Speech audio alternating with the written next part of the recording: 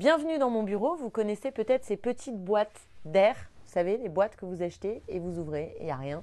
Le vide, eh bien, nouvelle production, Bruno Le Maire, La Voix française, c'est un peu comme ces boîtes vides, c'est-à-dire que vous l'ouvrez et il n'y a rien dedans pour la modique somme de 15 euros, donc je vous propose de faire quelques économies et de vous épargner cette lecture assez triste en fait, parce qu'il s'agit du ministre de l'économie et qu'il nous donne à voir la platitude et la reproduction de vieux schémas. La voix française qu'il propose nous fait penser plutôt à celle de Tony Blair qui, déjà dans les années 90, nous expliquait qu'il fallait une troisième voie. Lui parle de troisième mondialisation et cette voie, c'est la voie du libéralisme économique, de l'austérité budgétaire, une voie qu'on connaît que trop bien à l'échelle européenne et qui nous emmène inlassablement dans le mur. Donc, comme je le cite souvent, Einstein nous disait la folie, c'est de faire toujours la même chose et de croire à un résultat différent. Et bien, je dirais que Bruno Le Maire nous fait un exercice qui est tout à fait de cette nature. Vous l'avez sans doute entendu un peu partout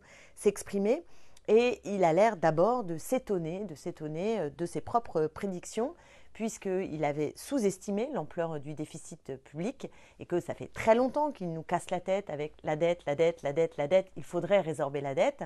Et bien là, il se retrouve devant un résultat. Le déficit devait être de 4,9%. Ils avaient tablé sur 4,9% et en réalité, il est de 5,5%. C'est un gros écart qui coûte quelques milliards puisque chaque 0,1%, ça nous vaut 3 milliards. Donc là, vous voyez, le calcul est vite fait. Il nous manque donc 18 milliards. Alors, ces 18 milliards, on pourrait tout à fait les assumer si ils servaient à quelque chose qui permet d'améliorer la vie et de nous mettre sur une trajectoire de transition écologique, de transition de notre modèle social qui soit intéressante. Mais en l'occurrence, ce n'est pas du tout le cas, puisque nous arrivons à cette immense dette au nom de la lutte contre la dette, par un biais qui est celui d'avoir toujours donné plus aux grandes entreprises sans contrepartie, donner toujours plus aux plus riches avec, vous le savez, la suppression de l'ISF, de la flat tax, mais aussi de la CVAE, la contribution sur la valeur ajoutée.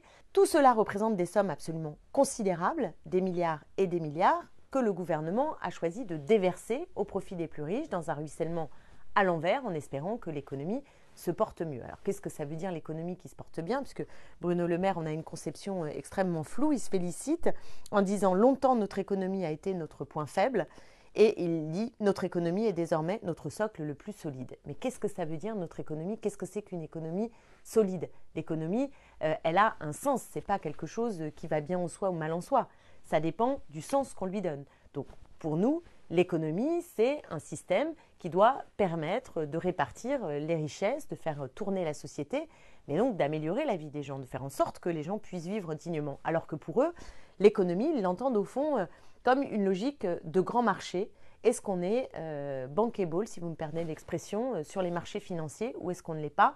Est-ce qu'on va avoir des agences de notation qui vont nous dire formidable, vous avez bien travaillé ou est-ce qu'on va avoir les marchés financiers qui vont nous faire le gros dos? C'est ça leur point d'entrée, c'est d'attendre les notes d'un petit monde en haut du panier et non pas la satisfaction des Français, d'où son étonnement qu'il dit dans son livre qui aurait pu voir venir les gilets jaunes.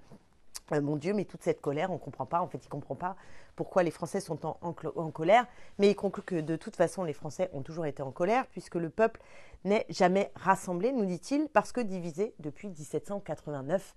C'est vrai qu'avant 1789, le peuple était extrêmement rassemblé, n'est-ce pas, dans un ancien régime dont Bruno Le Maire a presque l'air nostalgique puisqu'il ne comprend pas ce qu'est le fondement de 1789 de la République qui, au contraire, vise à fédérer autour un citoyen, une citoyenne, après, plus tard, pas en 1789 pour la citoyenne, mais une voix et un espace commun qui a des objectifs qui permettent de consolider des droits fondamentaux et d'avancer vers une logique de progrès. Ça, ce n'est pas du tout ce qui semble tracasser Bruno Le Maire, qui ne veut pas s'attaquer aux dividendes, qui ne veut pas s'attaquer aux super profits. D'ailleurs, il dit qu'il ne sait pas ce que ça veut dire les super profits, alors que ce qui est scandaleux dans la période, c'est de voir que nous avons des dividendes qui explosent, alors que l'inflation empêche les Français de vivre dignement, que c'est le sujet de conversation numéro 1, ce fameux pouvoir d'achat, qui signifie en fait pouvoir vivre dignement, pouvoir satisfaire ses besoins fondamentaux. Eh bien, en 2023, on a des records qui sont d'une indécence crasse, 67 milliards de dividendes, un chiffre d'affaires de 153 milliards.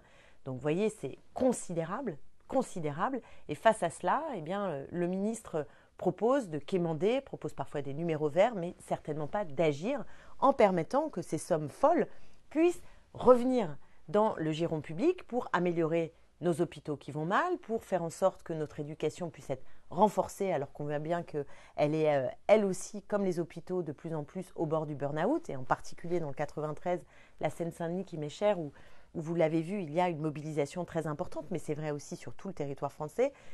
Et j'en passe parce que tous les services publics sont aujourd'hui en difficulté et que les prestations, les droits sont rognés pour permettre le ruissellement vers le haut, pour permettre justement d'avoir ces bonnes notes sur les marchés financiers. Donc il y a une logique, une épure globale qui est dans la tête de la Macronie, qui ne peut pas nous permettre de bifurquer, d'avancer vers une voie qui permette de partager les richesses et qui permette d'affronter la transition écologique. Alors c'est vrai que dans le livre de Bruno Le Maire, on peut trouver des éléments où on dit « Ah oui, ça serait bien quand même de résorber la crise écologique, de faire un peu des mesures pour l'environnement, etc. » Mais au fond, il reste toujours dans les mêmes clous et il le dit d'une phrase « Produire, produire, produire, voilà le combat essentiel que la France doit livrer pour garantir sa prospérité. » Je dirais que dans cette phrase, presque tout est dit, parce que ça veut dire qu'il ne voit absolument pas à quel point il faut rompre avec un modèle ancien et arrêter de répéter toujours